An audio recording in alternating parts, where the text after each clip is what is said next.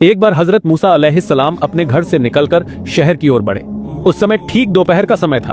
बाहर ज्यादा लोग नहीं थे और चारों तरफ सन्नाटा छाया हुआ था। अचानक हजरत मूसा अलैहिस्सलाम को शहर की एक कच्ची गली में चलते हुए देखा। थोड़ी दूर जाने के बाद उन्होंने फरौन के मेहमान खाने के बावर्ची काबुन और सामेरी नाम के एक लकड़हारे के बीच जबरदस्त झगड़ा होते हुए देखा।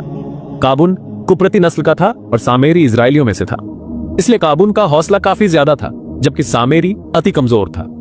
हजरत मूसा अलैहिस्सलाम ने देखा कि काबुन उस इजराइल के लकड़हारे के सिर पर एक लकड़ी का बोझ लादने की कोशिश कर रहा है और उसे यह उठाने के लिए मजबूर कर रहा है, लेकिन वो इजरायली लकड़हारा बार बार इस बोझ को उठाने से मना कर रहा था और इसी पर उनका झगड़ा चल रहा था।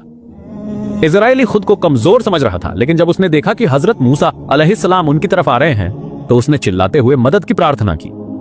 हजरत मूसा अलैहिस्सलाम वहां पहुंचे और काबुन से बोले, तुम क्यों उसके सिर पर बोझ लाद रहे हो?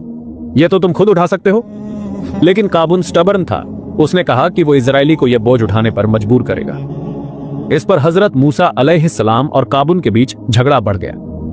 अंत में हजरत मूसा अलैहिस्सलाम ने उसे एक थप्पड़ मारा, जिससे काबुन वहीं गिर पड़ा और उसकी मौत हो गई। हजरत मूसा अलैहिस्सलाम का काबुन को मारने का इरादा नहीं था, लेकिन ऐसा हो गया। वह डरे हुए इजरायली से बोले, तुम जल्दी यहां से निकल जाओ, लोग अभी बाहर नहीं आए हैं।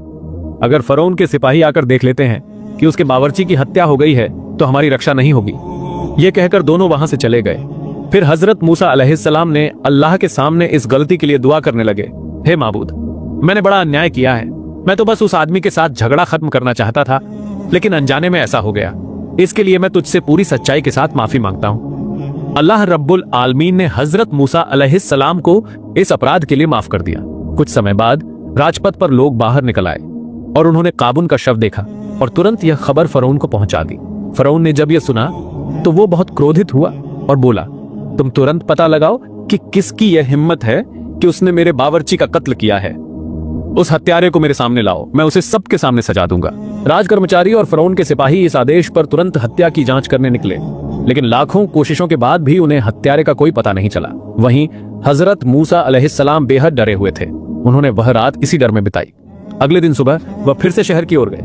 थोड़ी देर चलने के बाद उन्होंने देखा कि वही इजरायली आदमी सड़क पर खड़ा होकर एक अन्य कुप्रती व्यक्ति के साथ झगड़ा कर रहा है। जब उस व्यक्ति ने हजरत मूसा अलैहिस्सलाम को देखा तो उसने फिर से मदद के लिए पुकारा। हजरत मूसा अलैहिस्सलाम ने समझा कि यह आदमी झगड़ालू है, इसीलिए वह उनकी ओर जाकर उस इजरायली को क्रोधित स्वर में बोले, क्या तुम्हें लोगों के साथ झगड़ा करना पसंद है? तुम तो बहुत ही झगड़ालू हो। जब इजरायली ने हजरत मूसा अलैहिस्सलाम की यह बात सुनी और देखा कि वह उसकी तरफ बढ़ रहे हैं तो वह डर गया और बोला, हे मूसा,